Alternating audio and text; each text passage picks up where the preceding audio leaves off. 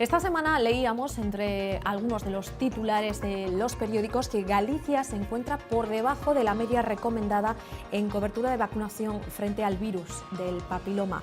Esta noche nos acompaña Laura González, ginecóloga, trabaja en el materno-infantil del CHUAC, del Complejo Hospitalario Universitario de A Coruña. Laura, muy buenas noches. Buenas noches. Ella nos va a ayudar a despejar muchas dudas que seguro tenemos y tendrán ustedes sobre esta enfermedad de transmisión sexual que en los casos más graves puede llegar a derivar en distintos tipos de cáncer.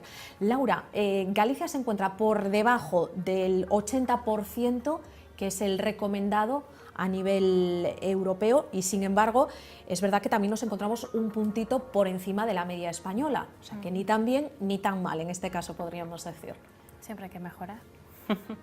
Sí, bueno, no son más que datos que habrá que analizar pues, un poco más a largo plazo, quizá con la repercusión que tenga. Hay que decir que la vacuna contra el virus del papiloma humano tiene un carácter preventivo, no curativo. Explícanos un poquito en qué consiste, a qué sector de población va dirigida esta vacuna. Pues existen varias formas de administración a la que se refiere estos artículos de los que estabas hablando. Hace referencia a la prevención primaria en las niñas, en el calendario infantil, calendario que actualmente, como hablábamos antes, se administra a los 14 años en las niñas. 14 para arriba. En las niñas, en nuestra comunidad, a los 14 años. Son 3 dosis y solo a niñas mujeres, no a los varones. Luego existe otro tipo de prevención que sería en mujeres que ya hayan iniciado las relaciones sexuales, pero que también existe la posibilidad de administrar la vacuna, de la misma manera con 3 dosis y en cualquier momento de la vida. Oye, Laura, y algunos se plantearán, ¿no es demasiado tardía la aplicación de esa vacuna preventiva para niñas o chicas de 14 años? En algunas comunidades ya se está planteando, o si no, a punto de aprobarse, que se rebaje la edad hasta los 12 años. En la nuestra también. A partir del año que viene habrá un cambio no solo en la edad de inicio de la vacunación, sino también en el número de dosis. En vez de estas 3 dosis que se están administrando actualmente, serán 2 y será a los 12 años. 2 en vez de 3, ¿por algún motivo en concreto? Porque se ha demostrado que es efectivo igualmente. Que es efectivo de la misma manera. ¿Qué nivel de efectividad tiene una vacuna contra el virus del papiloma humano? Depende para qué. Los estudios que están realizados no se puede, bueno, la OMS ha recomendado, la Organización Mundial de la Salud ha recomendado que se use la displasia de alto grado como cribado, como conocimiento de saber si disminuye o no la prevalencia de la infección. Evidentemente no se puede usar la disminución de la prevalencia de cáncer porque no sería ético en los estudios. Entonces, varían los datos de las prevalencias de prevención en función a la edad en la que se administre. En las niñas pequeñas, la prevalencia de disminución de la efectividad de la vacuna es de casi un 100%, entre 98 y 99% de ambas, que existen 2 vacunas. Decimos, esta vacunación va dirigida a jóvenes, mujeres, no a hombres, pero hay que decir que el sector masculino, de población masculino, también puede estar afectado por esta enfermedad de transmisión sexual, no únicamente las mujeres. De hecho, en calendario vacunal infantil se incluyen en nuestra comunidad y en nuestro país solo a las mujeres, pero existen otros países en los que los niños también son incluidos y la posibilidad de que se vacunen también existe. No solo en los niños, sino en los adultos también, y en poblaciones de riesgo incluso la recomendación es mucho mayor. Por la gente que llega más o menos a tu consulta, el perfil de preguntas que te realizan y demás, ¿consideras, Laura, que el nivel de información que tiene la población, ya no digo a nivel mundial, sino en nuestro país, en España y en particular en Galicia, es suficiente? ¿Conoce bien la gente que es una enfermedad de transmisión sexual y en concreto esta de la que esta noche hablamos? No, yo creo que no, que en realidad quizá desde hace ya unos cuantos años se ha abandonado un poco la información, sobre todo a nuestros adolescentes, que se creen que tienen mucha más información de la que realmente tienen, porque sí tienen acceso a ella, pero quizá no son capaces de manejarla adecuadamente. Y ya no solo del virus del papiloma, sino del resto de infecciones de transmisión sexual que no debemos nunca de olvidarlas. Hoy hablamos de este tema porque sí que es verdad que está mucho más de más actualidad, pero no debemos de olvidarnos nunca pues, del virus, de la inmunodeficiencia humana, de las hepatitis, de la sífilis, que en cuanto dejamos de tener información acerca de ella, la gente se olvida y vuelve a haber un repunte de estas infecciones. Laura, ¿cómo podríamos definir qué es el virus del papiloma humano y cómo se contagia? ¿Cuáles son las vías de contagio? Luego hablaremos de las consecuencias, porque puede haber diferentes tipologías y también consecuencias más o menos graves. Pues es fundamentalmente, como has dicho, es un virus que la forma de transmisión fundamentalmente es una forma de transmisión sexual. Existe la posibilidad de que haya una transmisión madre-hijo a lo largo de, ya no solo del embarazo, sino en el momento del parto, pero eso sería en casos muy concretos, no sería algo muy frecuente. La mayoría son transmisión sexual. Transmisión sexual y no solo a través de la penetración, sino también contacto sexual de otro tipo, como puede ser sexo oral. Sí, de la misma manera. Sí, sí. Y consecuencias inmediatas. Hay determinadas manifestaciones visibles que nos pueden indicar que efectivamente estamos siendo víctimas de un papiloma, pero otras más graves, es decir, que si el virus, pues no sé si decirlo, si lo puedo explicar bien así, sigue allí, sigue creciendo y lo dejamos aparcado, si no lo tratamos, puede derivar hasta un cáncer de cuello de útero. Claro, la cuestión está en que los virus no se tratan, esa es la primera, no es como las infecciones bacterianas, no es como una gripe, no es algo así, claro.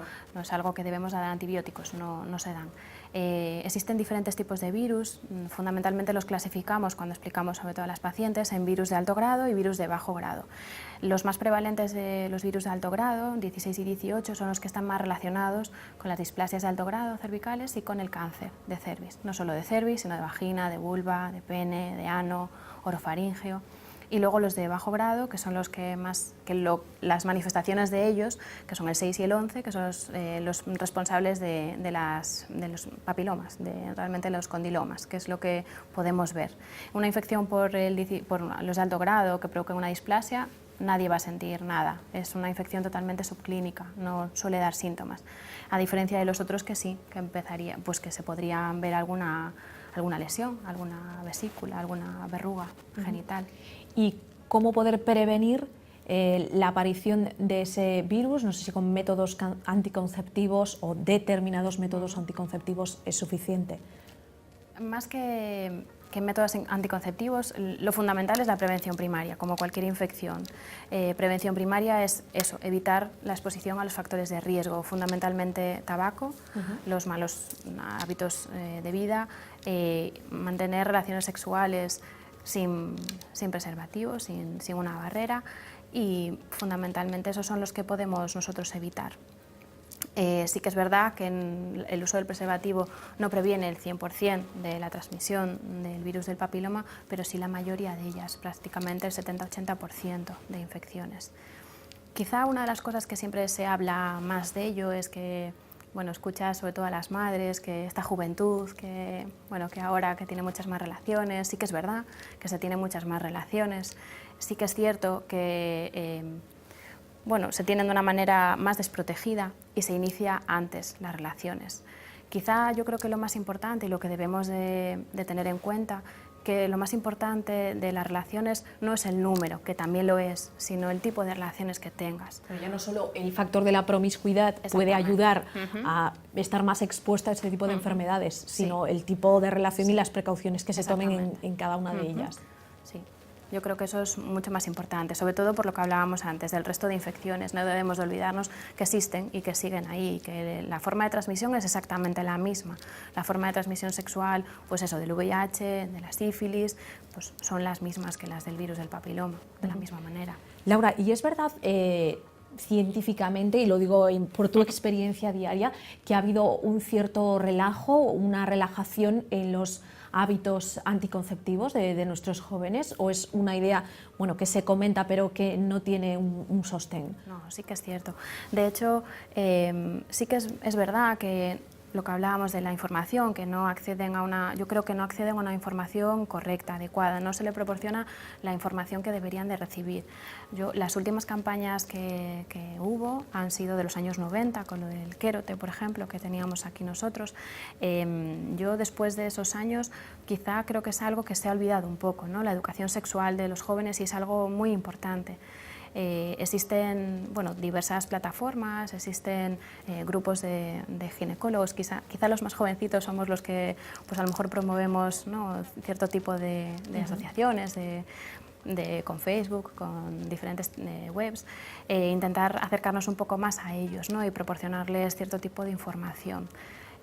Por ejemplo, tengo unas compañeras que han hecho un proyecto de trabajo precisamente para esto, ¿no? Van por los colegios y dan esta información, y a través de Facebook también ellos se pueden conectar, hacerles preguntas y hacer, bueno, pues las dudas que tengan, intentar solucionarlas a través de gente joven, pero que son ginecólogas y que pueden ayudarles con las dudas.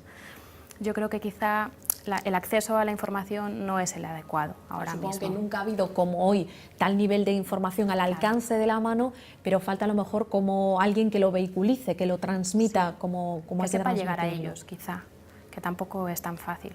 ¿Y los padres son una herramienta válida para dar ese tipo de información, Laura?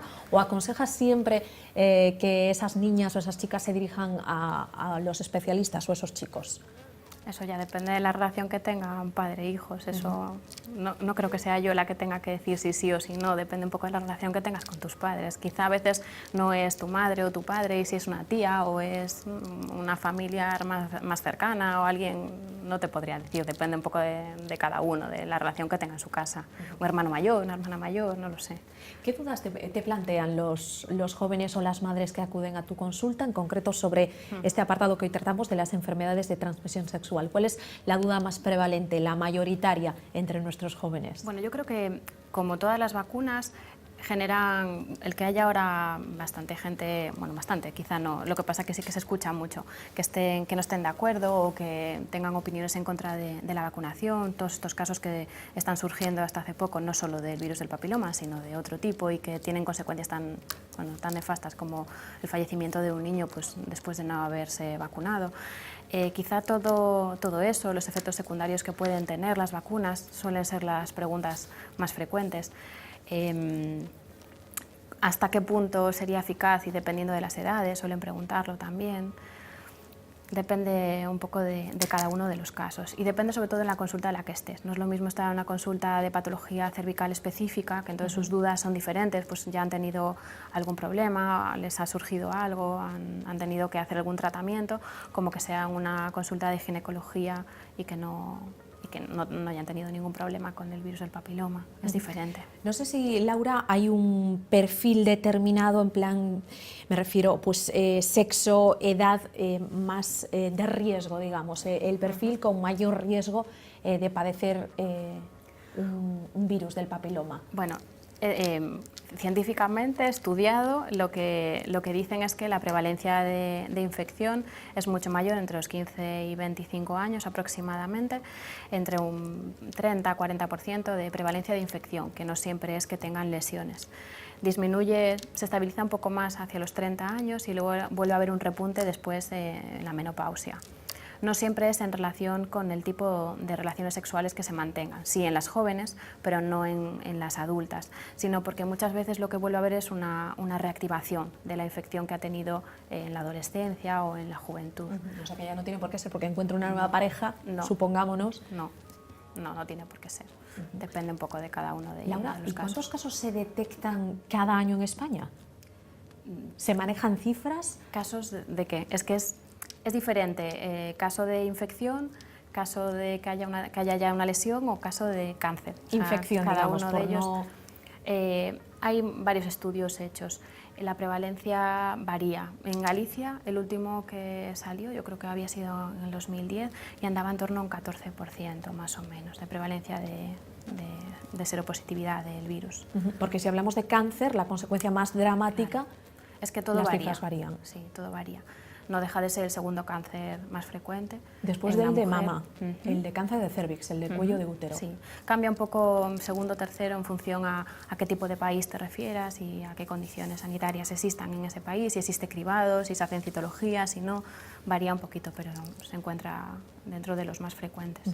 Cifras que podríamos reducir con un gesto muy simple y además a nuestro alcance en un país como España. En eso somos afortunados, que tenemos la vacuna que no pueden disfrutar en otras partes del planeta. Sí, vacuna y seguir haciendo los controles, seguir haciendo las citologías, que por mucho que se vacunen cuando son pequeñas o sean adultas, no deben de dejar de hacerse los controles, de seguir haciendo el cribado con las citologías. Tomamos nota. Laura González, de todos esos consejos, la ginecóloga que nos ha acompañado esta noche para hablar de qué manera esa vacunación contra el virus del papiloma humano nos puede ayudar. Muchísimas gracias, Laura. Gracias a ti. Un placer. Nos vamos, se quedan como cada noche con Vía V. Volvemos mañana, eso de las 9 menos 5, con todas las noticias de la jornada. Adiós.